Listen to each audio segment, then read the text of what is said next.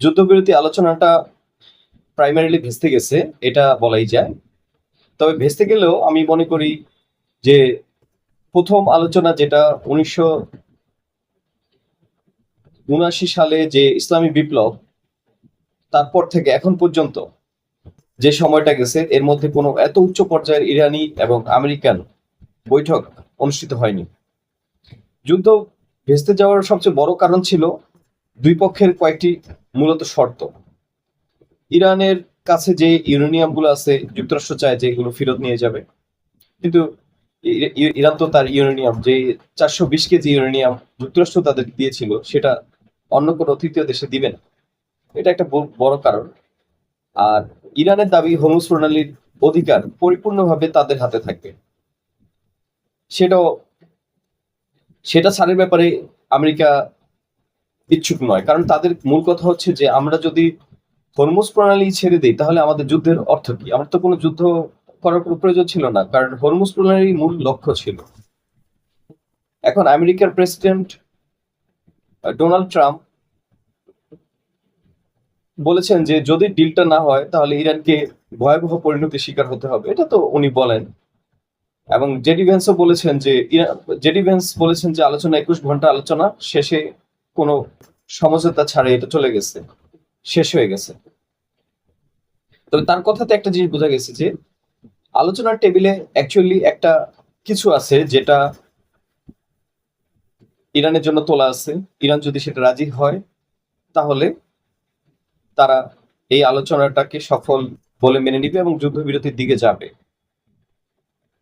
JD ভ্যান্সদের তরফ থেকে কোনো একটা কিছু বলা হয়েছে যেটা আসলে ইরান মেনে নিতে পারছে না। আর ইরানের কথা হলো যে যদি তুমি আমার ওপর নিষেধাজ্ঞাগুলো উঠিয়েই নাও তাহলে আমাকে এটা সিগন্যাল স্বরূপ আমার বিরুদ্ধে আমার যে $120 বিলিয়ন তোমরা জব্দ করে রেখেছ বিভিন্ন দেশে, সেই জব্দকৃত ডলারগুলো আমাকে ফেরত দিয়ে দাও। এটা একটা সিগন্যাল হিসেবে। তো এখন কথা হচ্ছে যে ভাই, একটা আলোচনা যখন শুরু হয় এত বড়, যেখানে দুই পক্ষই সন্দেহ, অবিশ্বাস আর মারাত্মক প্রতিহিংসার মধ্যে আছে, সেখানে প্রথম আলোচনাতেই এটা সফল হয়ে যাবে এরকম ধারণা করা মনে হয় একটু বোকামি হয়ে যাবে। এরকম ধারণা না করাই ভালো। যেটা ইরানের পররাষ্ট্র মন্ত্রণালয়ের মুখপাত্র ইসমাইল বাগাইও বলেছেন যে এত দীর্ঘ অবিশ্বাস আর যুদ্ধের ভয়াবহতার মধ্যে প্রথম আলোচনাটা সফল হবে বলে ধারণা করাটা ঠিক হবে না। তবে যুদ্ধবিরতির আরো 10 দিন বাকি আছে। এই 10 দিনের মধ্যে আলোচনা আরো অনেক কিছু বাকি থাকার কথা, এখানেই শেষ নয়। এখানে শেষ হলে তো আলোচনাটা আরো চলতে পারে। এখন নিশ্চয়ই জেডি ভেন্স এবং তার টিম ডোনাল্ড ট্রাম্পের জন্য একটা বার্তা নিয়ে গেছেন যে এটা এই করলে এটা হবে। আবার ইরানের যে 71, প্রথমত বলা হয়েছিল 71 জনের ডেলিগেশন, সেটা শোনা যাচ্ছে যে 86 জনের ডেলিগেশন। এই 86 জনের বিশাল ডেলিগেশন এসে তারা নিশ্চয়ই এটাকে অনেক সিরিয়াসলি নিয়েছেন। এর মধ্যে হরমুজ প্রণালীর ভেতরে 2টি ডেস্ট্রয়ার ঢুকেছিল, যেটাকে ইরানি রেডিও IRGC দিয়ে তারা বলেছে যে তোমরা তোমাদের লাইনটা লিমিটটা ক্রস করো না। তখন বলছে যে আমরা আন্তর্জাতিক ডেস্ট্রয়ার থেকে বলা হয়েছে যে আমরা আন্তর্জাতিক আইন অনুযায়ী চলছি, আর যুদ্ধবিরতি যেহেতু চলছে তাই আমরা লিগ্যাল ওয়েতেই আছি, সুতরাং আমরা চ্যালেঞ্জের মুখোমুখি হতে চাচ্ছি না বা আমরাও চ্যালেঞ্জ করতে চাচ্ছি না, আমাদেরকে সঠিকভাবে যেতে দাও। অবশ্য ইরানিয়ান IRGC একটা কথা বলেছে যে ডেস্ট্রয়ার 2টি পরে ফিরে গেছে। ডেস্ট্রয়ার দুটি আর মানে তাদের বার্তা পেয়ে তারা আর এই ব্যাপারটাকে সামনে এগিয়ে নিয়ে যায়নি। ডোনাল্ড ট্রাম্প তার সোশ্যাল মিডিয়া, যেটা ট্রুথ সোশ্যাল, সেখানে একটা কথা বারবার বলে আসছেন, সেটা হচ্ছে যে আমরা যে কোনো মূল্যেই হোক ইরানকে হরমুজ প্রণালীর অধিকার একচ্ছত্রভাবে নিতে দিব না। প্রয়োজনে আমরা ডেস্ট্রয়ার পাঠিয়ে যুদ্ধ করে এই ইরানের এই আগ্রাসনকে, মানে তার কথা মতো কোট আনকোট এই আগ্রাসনকে আমরা নিরস্ত করব। এখন আসলে যুদ্ধটা যদি চলে, এই যুদ্ধে অ্যাকচুয়ালি লাভবান কারা হচ্ছে? এই যুদ্ধে অ্যাকচুয়ালি লাভবান হচ্ছে ইসরায়েল। কারণ ইসরায়েল চায় ইসরায়েল যদি এখানে যুদ্ধটা না টিকে থাকে, অনেকদিন ধরে যুদ্ধটা না চলতে থাকে, তাহলে মূলত ইসরায়েলের যে নিজস্ব প্ল্যান সেটা বাস্তবায়ন হয় না, নাম্বার ওয়ান। নাম্বার টু, এখন নেতানিয়াহুর ব্যক্তিগত প্ল্যানের ব্যাপারও আসা যায়।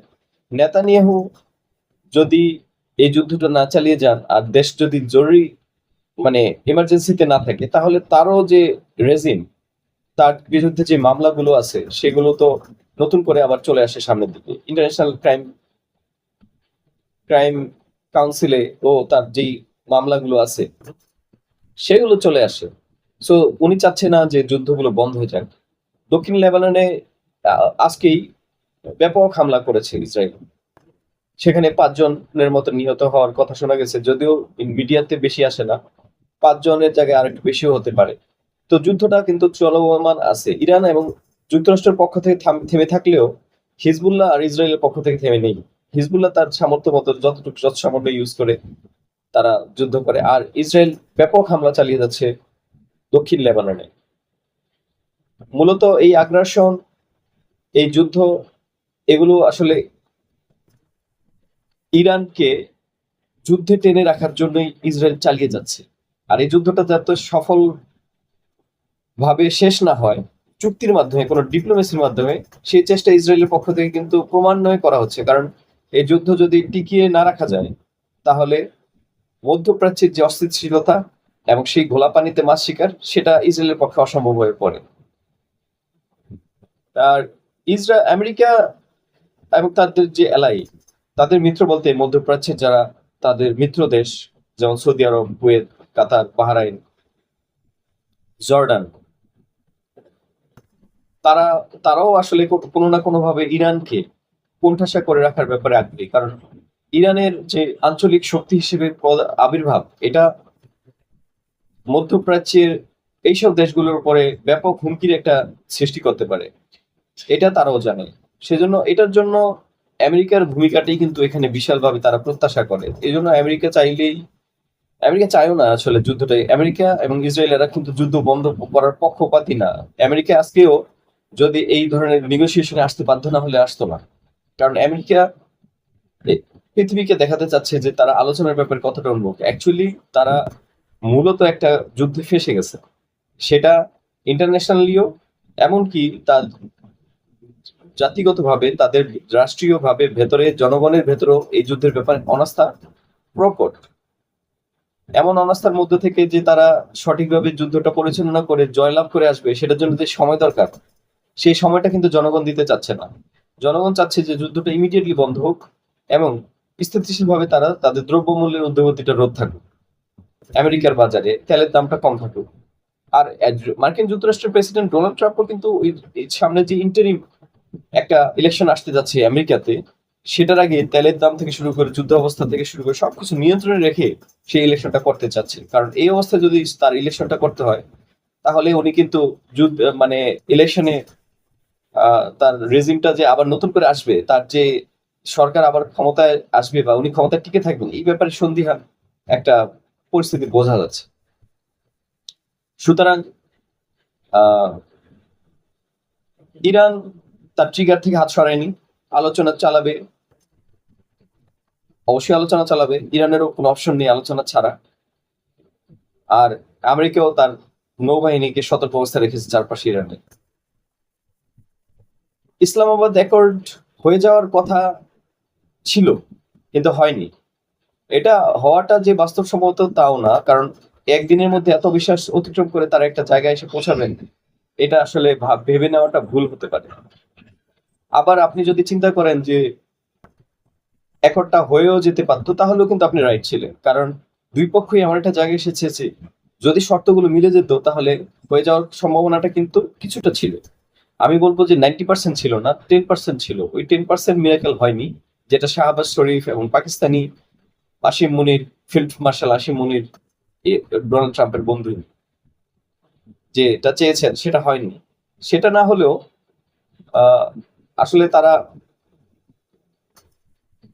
একটা আলোচনার প্ল্যাটফর্ম তৈরি করতে পেরেছেন, এটার জন্য অবশ্যই তাদেরকে আসলে বিশ্ব সাধুবাদ জানাচ্ছে।